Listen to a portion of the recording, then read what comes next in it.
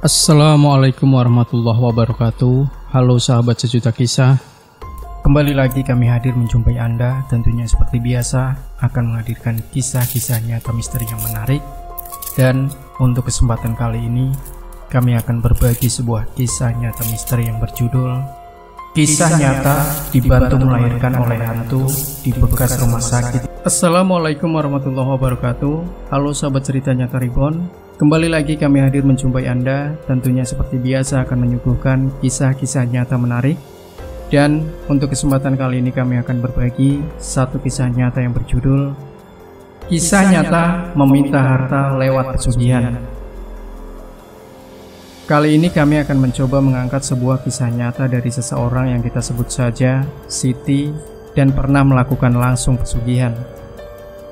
Satu ketika, Siti yang hidup pas-pasan dengan keluarganya terhimpit masalah hutang piutang yang menurut Siti, hal tersebutlah yang membuatnya nekat melakukan pesugihan. Berkali-kali Siti mencoba melakukan pesugihan, namun belum membuahkan hasil, dan itu sangat berbeda dengan rekan-rekannya yang telah berhasil. Hingga akhirnya Siti dikenalkan kepada seorang guru bernama Muhammad Yusuf oleh kakaknya. Akhirnya di waktu senggang, dia pergi bersilaturahmi ke rumah guru tadi. Siti menceritakan kejadian yang menimpanya, di mana hanya karena masalah ekonomi, ia nekat melakukan pesugihan di pantai selatan. Siti bersama rekan dan orang-orang yang ingin cepat kaya melakukan ritual pesugihan dengan cara ngebleng sehari semalam di pinggir pantai yang dipandu juru kunci pesugihan tersebut. Saat tengah malam, tiba-tiba ombak besar datang menyapu semua orang yang melakukan ritual tadi. Tapi hanya saya yang tidak ikut tersapu ombak, karena juru kunci mengatakan jika nanti tersapu ombak dan ikut terbawa ke alam gaib, maka ritualnya dinyatakan berhasil dan diterima, berarti ritualnya telah gagal, cerita Siti. Di waktu lain, Siti juga pernah melakukan pesugihan di Gunung Kawi, tapi Wangsi tidak juga datang. Dengan kata yang pasrah dia mengatakan, "Kabulkanlah hajatku. Aku tidak mau hidup terlilit hutang seperti ini. Kasihan keluarga dan anak-anak aku. Aku rela sebagai gantinya, ambillah nyawaku." Namun meski sudah mengatakan hal tersebut, menurutnya dia juga tidak mendapatkan apa-apa.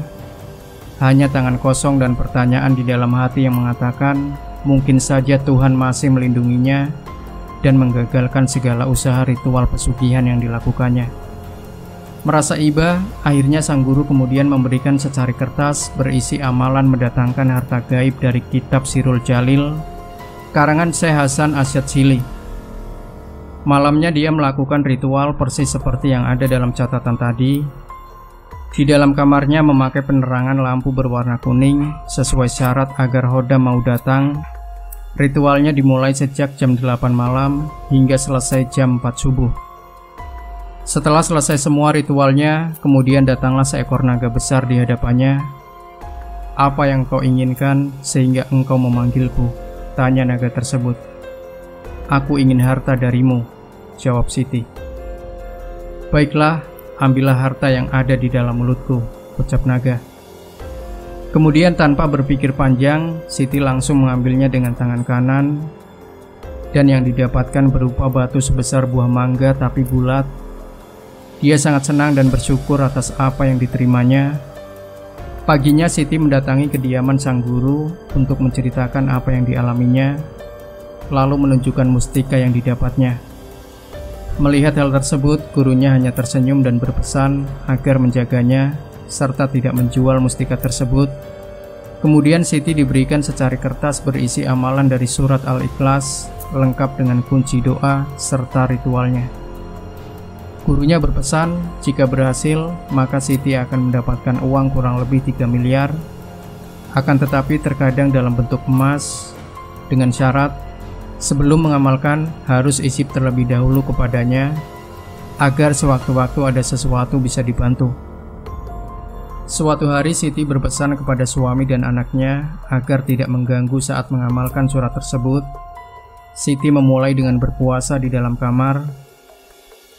Sebenarnya ritual tersebut hanya dilakukan dengan mutih 3 hari. Tapi Siti tidak kuat jika tidak makan, minum, dan tidur selama 3 hari. Hari pertama sudah dilalui tapi tidak ada apa-apa. Hari kedua pun berlalu sama. Lalu pada hari ketiga saat tengah malam, ia memulai ritual dengan membakar dupa. Tiba-tiba muncullah ribuan makhluk halus di hadapannya dengan berbagai wujud dan sangat menakutkan. Melihat semua itu, Siti hanya diam saja. Ia tetap melanjutkan ritual hingga semua makhluk tersebut hilang, dan tiba-tiba angin besar datang. Lalu muncul sosok raksasa bertubuh perak seperti robot dengan jari-jari sebesar manusia. Sosok tersebut memakai sorban di leher, namun Siti tidak dapat melihat wajahnya karena yang terlihat hanya cahaya putih yang menutupi wajahnya. Sosok besar tersebut membawa sebuah kitab kuning keemasan di tangan kanan, sedangkan di tangan kiri membawa sekarung emas. Dan itulah Khodam surat Al-Ikhlas yang bernama Syekh Abdul Wahid. Khodam tersebut berkata, "Apa yang engkau kehendaki hingga engkau memanggilku? Engkau menginginkan yang ada di tangan kanan atau tangan kiriku?" tanyanya. "Aku inginkan harta yang di tangan kirimu buat membayar hutang dan merubah perekonomian keluarga aku," jawab Siti. Khodam tersebut menjawab, "Baiklah, jika itu yang engkau mau, tunggulah sebentar." Lalu dikibaskanlah sorban hijau dari lehernya. Tiba-tiba angin besar datang dan mengangkat semua yang ada di kamar, hingga Siti juga terbawa terbang ke langit-langit dan kepalanya terbentur ke atap. Mengalami hal tersebut, Siti berteriak meminta tolong kepada suaminya. Namun suaminya kesulitan menolong karena sejak awal pintu kamar telah terkunci dari dalam. "Ya Allah, aku sudah menyesal. Aku tidak akan meminta harta lagi." Doa Siti mengalami hal tersebut. Lalu anginnya pun mereda dan semua benda yang ikut terbang terjatuh, begitu juga Siti. Kejadian tersebut membuat Siti harus pergi ke dokter, diantar suami untuk berobat. Keesokan harinya, Siti mengunjungi gurunya dan menceritakan apa yang dialaminya. Mendengar kejadian itu, gurunya sangat marah karena Siti tidak memberitahukan sebelum melakukan ritual. Gurunya menjelaskan bahwa ritual tersebut hanya akan berhasil jika mempunyai hati yang bersih tanpa campur tangan dengan duniawi. Dan yang terbaik dari pilihan antara tangan kanan dan kiri tersebut adalah kitab yang dibawa di tangan kanan. Kemungkinan kitab tersebut berisi amalan tingkat tinggi. Memang melakukan pesugihan seperti ini tidak membutuhkan tumbal, tapi memang tidak semudah pesugihan yang meminta dari jin kafir. Tapi walau gagal, intinya kita sudah berusaha dengan baik, dengan meminta kepada Tuhan semata. Walau gagal, tapi setidaknya sudah mendapat pahala dari membaca ayat Al-Quran dan menurunkan nafsu dengan berpuasa. Demikian sepenggal kisah nyata yang dialami Siti, dan semoga cerita ini dapat bermanfaat serta dapat diambil hikmahnya.